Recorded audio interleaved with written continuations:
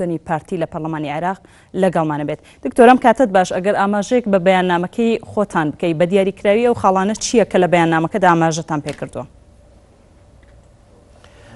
نیوەڕۆتان باش، سوپاس بۆ NRT.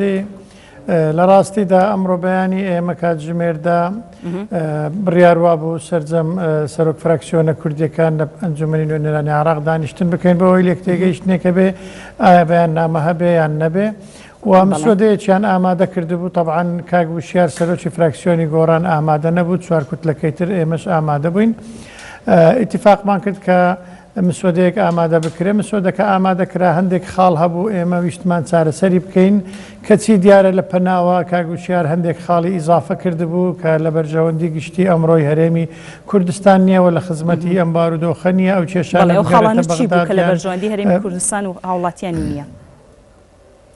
یعنی داوای کردیە کە ئەوە قووەتەکی عسکەری بە خوتە هاتووە و لە سەرۆک پەرلەمان وە و لە ئەسڵدا کە هیچ قووەتی عسکەری نەبووە، خۆی لە سەیتەرە بووە لەبەر هەندێک تەدابیری احتیرازی وەک لە بەیاننامەکەی ئێمە وەکو پارتی دیموکراتی کوردستان هاتووە نەمانێشتووە شەڕارەی ئەو مەشاکل و کێشانە بگاتە شاری هەولێری ئامن کە پایتەختی هەرێمی کوردستانە. ئەو بازگەیە بەبێ ئەمری سەرەوەی ئەم کاری کردو ڕێگری لە سەرۆکی پەرلەمان کردووە کە نەچێت ناو شاری دەڵێم ئەو ئیجراعاتەی کە لە بازگەکە وەرگیراوە ئیجراعاتی تەدابیری احتیرازیە نەوە قووەتێکی عسکەری ڕاستە و خۆ چوو بێت تەنها بۆ ئەوەی بەڕێ سەرۆکی پەرلەمان ئیجراعاتینە بەرامبەر بکرێن ڕێگری لێ بکرێت. مەبەستم لێرە خاڵێکە باز بکەم کە ئەوەی ئێمە وەکو پارتی دیموکراتی کوردستان ئێمە لەگەڵ خۆپیشاندانی مەدەنیانەی ئاشتی خوازانەیە، ئێمە لەگەر سەرفکردنی موچەی فەرمانبەرانین، ئێمە لەگەر هەموو هەوڵێکی دیبلۆماسی و دانوستاندنی بەردەوامین، ئێمە دژی شەڕین، ئێمە دژی ئەوەینە کە بەلا ڕێبردنی خۆپیشاندانەکان لە ڕێگای هەندێک منداڵی 10 ساڵە و 12 ساڵە بینن شەڕەبەرد بکەن یاوەتە گولە بەهاوێن لە ئەنجامدا بارگاکانی ئێمە 6 بارەگا سوتاوە، چەند بارەگایەکی تر زەرەری پێگەیشتووە، دوو کادیرمان شەهید بووینە. ئەوانە هەمووی نەیاساییە نەدەستوریەوە نە ئەو ئامانجەی کە خۆپیشاندان بۆی هاتوونە سەرشەقامەکان لە مامۆستایانی بەڕێز و فەرمانبەرانی هەرێمی کوردستان هەدەفەکە ناپێکێ، بەڵکو دەبێت ئێمە داواکاریەکانمان بە ڕێگەیەکی یاسایی و ئاشتی خوازانە بدەین. بەڵام دیار بوو نوێنەری گۆڕان تاکیدی لەسەر ئەوە کردەوە کە بەلاڕێدا ببردرێتن کە ئەنەما مقڕاتی ئەوان سوتاوە وای نووسیوە لە بەیانەکە. ئێمە ڕازی نەبووین ئیمزا بکەین و وەکو من زانیم بەیانی زوو حەز دەکەم ئەوە بڵاوکەمەوە بۆ مەکتەبی سیاسی یەکێتی نیشتیمانی کوردستان. ئاڵا تالەبانی سەرۆکی فراکسیۆنی یەکێتی بن نەس گوتی ئێمە بروسکەمان لۆ هاتیە هیچ بەیانێک بڵاو ناکەینەوە، هیچ تەسریحێک نادەین بەبێ ئاگاداری ئێوە بەبێ ئیتیفاق. کەچی لە دژی ئێمە بەبێ ئاگاداری ئێمە چوو لەولا لە پەنا ئیمزای کرد لەگەر گۆڕان لەگەر کۆمەڵ و ئەوە لادانێکە لا تەوافق و ئیجماعی کوردی و پەیوەندیانەی ئێمە هەمانە لەگەر یەکێتی نیشتیمانی کوردستان و هەروەها چەند ئەندام پەرلەمانێکی یەکێتی نیشتیمانی کوردستان متأثر بوون و هاتنە لای ئێمە گوتیان ئاڵا تالەبانی بە شخصی ئەو ئیمزایە کردووە و تعبیر لە ڕای سەرجەم فراکسیۆنەکە ناکا بەڵکو تعبیر لە ڕای مەکتەبی سیاسی یەکێتی نیشتیمانی کوردستانیش ناکا. ئێمەش هەر ئەوە هەست پێ دەکەین لەبەر ئەوەی کە بروسکە لە مەکتەبی سیاسی یەکێتی هاتووە کە وەزعەکە بەرەو تەهدیئە بڕوا بەرەو هێوربوونەوە بڕوانەوەکو بەیاننامەی چوار قۆڵی لە دژی پارتی دەربێنن بۆی ئێمەش هەرساین بەیاننامەیەکمان دەرهینا و ئێمەش متەئەسرین لەو کردەوەی بەرامبەر سەرۆکی پەرلەمان کراوە لە بازگەی مەدخەلی هەولێر. بەڵام هەندێک شت هەیە زەرەری کەم باشترە ئەگەر بدەیلەوەی کە زەرەرێکی گەورە بکەیت سبەینێ ئەو لە پەرلەمان با کێشەی گەورەتر دروست با خەڵک بچوبانە بۆ بەردەمی پەرلەمان بەردیان بەهاویشت باە یان گولەیان باویشت با کەسێک شەهید بایان بریندار با ئەو خەسارەتە ئەو کاتی قەت تەعویز نەدەبڵە. بۆیە ئەمە لێرەدا وەکو نوێنەرانی کورد لە بەغدا ئێمە تەییدی هەموو لێک تێگەیشتنێک و دانیشتنێک دەکەین، بەڵام دەبێ هەمووی لە چوارچێوەی تەوافق و لە گەڕانەوە بۆ منطقی عقل و ڕەوشتی سیاسی نوێی کوردایە نەبێ. بڵێ کاک تاریق ئەوەی کە ئاماژەت پێکرد لە ئێستادا ئەوان بەیاننامەی خۆیان هەبووە چوار لایەنەکە و ئێوە بەیاننامەیەکی خۆتان هەبووە، ئەمە واتە جۆرێک لە دابەشبوون لە تەوافقی کە تۆ ئاماژەی پێ دەکەی؟ تەسەوڕ دەکەم ئێمە سەبەب کار نینە ئەوان بوونە هۆکاری ئەوەی کە ئیمزایان کۆ کردەوە و ئەوان بڵاویان کردەوە پاشی ئەوان بە سعاتێک ئینجا ئێمە بەیان نامەمان ئامادە کردووە و بڵاومان کردووە واتە هی ئێمە ڕەتفعل بووە و ئەوەی تەسەوڕ دەکەم کە کاک موسەنا ئەمین تەکلیف کرا بوو مسۆدەکە بنووسێ بەڵام دیارە لە پشتەوی کاگوشیار چووە مسۆدەکەی گۆڕانکاری تێدا کردیە بە شێوەیە کە لە دژی بەرژەوەندەکانی هەرێمی کوردستان و لە دژی پارتی بێ بەڵام نازانم چۆن کاک موسەنا ئیمزای کردووە و لە پەرلەمانیش نەماوە ئایا لە شەرمانە یان لە ترسانە یان ڕێیەکەی داوە ڕۆیشتووە حەزەکەم لێرە یەکگرتووی ئیسلامی کوردستانیش ئاگادار بێ ئایا کاک موسەنا تەمسیلی خۆی دەکاتن کاو ئیمزایە کردووە یا تەمسیل یەکگرتووی ئیسلامی دەکاتن بڵێ کاک تاریق ئەوەی کە ئاماژەت پێکرد لە ئێستادا و ئاڵۆزی و جۆرێک لە گرژیەی کە لە هەرێمی کوردستان هەیە کاریگەری ئەکاتە سەر هەڵوێستی و هاودەنگی ئێوە لە پەرلەمانی عێراق بەتەکید نابێ کاریگەری بکەوە ئێمە سوپاسی مووقفی سەرۆکی ئەنجومەنی نوێنەرانی عێراق دەکەین کە ئەمڕۆ بەیانی من چاوپێکەوتنم لەگەری هەبوو و ئەویش وتی من وتەیەکی بچووکم دەبێتن لەگەڵ دەستپێکی کۆبوونەوەکان و فعلەن وتەکەی پێشکەش کرد کە داوای لە هەموو لایەک کرد هێوری وەزعەکە بپارێزن و داوای لە استعدادی خۆی نیشانداوەکو ئەنجومەنی نوێنەرانی عێراق و کتلە سیاسیەکان کە هاوبەش بن لە هەر پشتگیریەک بۆ هێورکردنەوەی بارودۆخەکە لە هەرێمی کوردستان و ئاراستەکان نەشێوەندرێ. ئێوە لە بەیاننامەکەدا هەوڵی ئەو جۆرە لە هێورکردنەوەتان داوە کە ئاماژەی پێدەکەی کە هەموو لایەنەکان بڕیاری ئەویان داوە کە هەوڵی هێورکردنەوەی دۆخەکە بدەن؟ بەتاکید ئەمە لە بڕگەی ئەخیری باسیمان لەوە کردووە کە ئێمە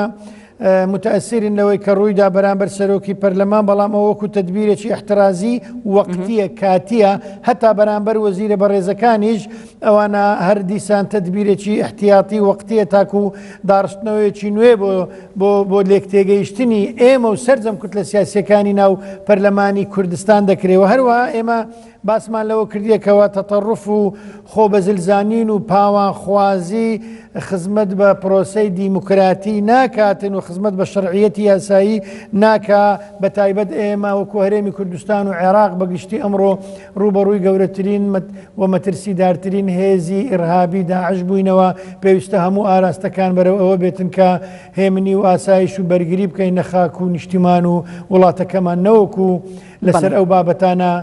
بین شت گەورە بکەین ئێمە لەگەر خۆپیشاندانی سلمینە ئێمە لەگەر بە خۆپیشاندان لە هەولێر ڕوویدا لە دهۆک ڕوویدا لە سۆران ڕوویدا زۆر بە تەبیعی وەرگیرا و فەرمانبەران مامۆستایان مافی خۆیانە داوای موچە دواکەوتەکانیان بکەن بەڵام ئەوە نابێ ئەو مەسارە بگۆڕێ بۆ ئەوەی مناڵی 15 ساڵ و 10 ساڵ ببێ بەردەم بارەگاکانی پارتی و بەردڕێژی بکەوی یان بیسووتێنی ویان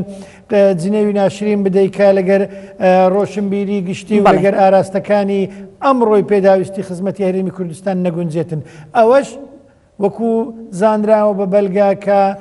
بەرنامە بۆ داڕێژ بووە وا دەزانین هەموو لایەکەوە بەداخەوە هەندێک لە گروپە توندڕەوەکانی ناو گۆڕان بەم کارە هەڵساون. بەڵێ کاک تارق لەلایەکەوە ئێوە ئەڵەی هەوڵی هێورکردنەوەی دۆخەکەمان داوە لە هەمان کاتدا لە بەیاننامەکەیە ئاماژەتان بەوە کردووە کە بزوتنەوەی گۆڕان بارودۆخی هەرێمی کوردستانی خۆستۆتەوە هانی گەنجانی داوە بە توندوتیژی واتە جۆرێک لە پەنجەی تۆمەت ڕاکێشان بۆ لایەنێکی دیاری کراو ئەمە چۆنی ئەبێت؟ بەڕێزم خاتون ئەوە تۆمەت نییە ئەوە واقعات چەند بەڵگەیەک هەیە کە ئەندامانی جواتی بزوتنەوەی گۆڕان بەشدار بووینە لە بەرداوێشتن و لە کۆکردنەوەی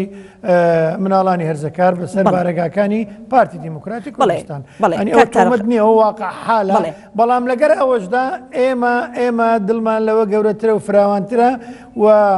هەموو هاوڵاتیانی هەرێمی کوردستان بە کوڕ و برا و خوشک و مناڵانی خۆمان دەزانین و دووبارە و سێبارە پێیان دەڵێنەوە کە نەبنە داردەست بۆ هیچ مەرامێکی سیاسی و ئەگەر هەر بیر و ڕایەک هەیە ڕادربڕینێک هەیە ئەوە ئازادە قانونیەن و دەستوریەن بۆیان هەیە بێنە سەر جادەکان بە شێوەیەکی ئاسایی و بە شێوەیەکی مەدەنیانە تعبیر لە بۆ چوونەکانیان بکەن و دەبێ حکوومەتی هەرێمی کوردستان و پەرلەمانی کوردستانیش جێ لە داواکاریەکانیان بگرێ و بۆشیان جێبەجێ بکاتن.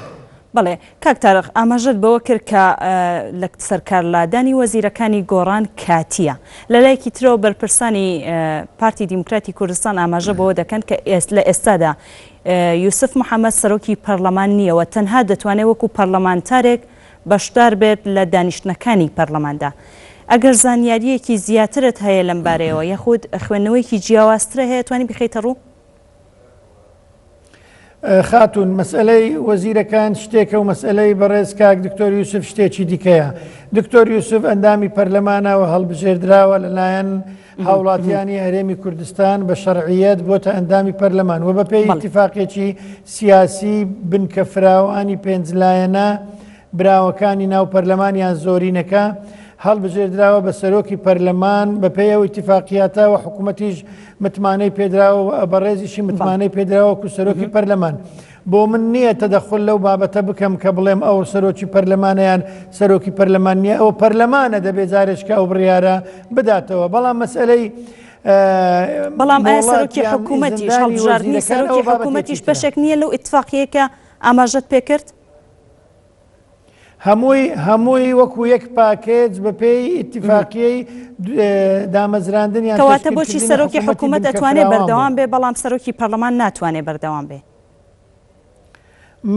من تەدەخل لەو بابەتە ناکەم ئەوە دەگەڕێنمەوە یان بەجێ دێڵم بۆ برایان لە ئەندامانی پەرلەمانی کوردستان لە ڕووی یاساییەوە شیکردنەوەی تایبەتیان هەبێتن. بڵێ باشە کاک تارق ئەمە چ کاریگەریەکی ئەبێ لەسەر ئەدا و هەڵوێستی یەکڕیزی نوێنەرانی کورد لە پەرلەمانی بەغدا؟ بە تاکید کاریگەری سەلبی دەبێتن و ئەوە شتێکی نەخوازراوە. ئێمە وەکو فراکسیۆنی پارتی دیموکراتی کوردستان کە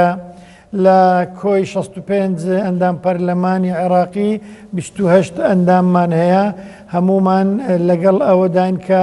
پشێویەکانی هەرێمی کوردستان کە کاتیشە ئینشاڵە چارەسەر دەکرێت نێتە بەغدا لەبەر ئەوەی ئێمە پێویستیمان بە یەکڕێزیە پێویستیمان بەوەیە کە خیتابی کوردی یەک بخین لە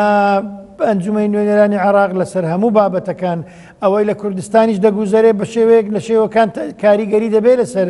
هەموو دڵی کادیرەکانمان ئەندامەکانمان ئاکارمان بەڵام دەبێت ئەمە زەبتی خۆمان بکەین و دڵمان فراوان بێ و دەبێت ئێمە هاندەر بین بۆ چارەسەرکردنی کێشەکانی هەرێمی کوردستانیش نەوەکو بینە بەشێک لەوەی کێشەکانی هەرێمی کوردستان بێنینە بەغدا و خەڵک بە خۆمان خۆش بکەین. بەڵێ دووبارە سوپاس بۆ دکتۆر تارق گەردی ئەندامی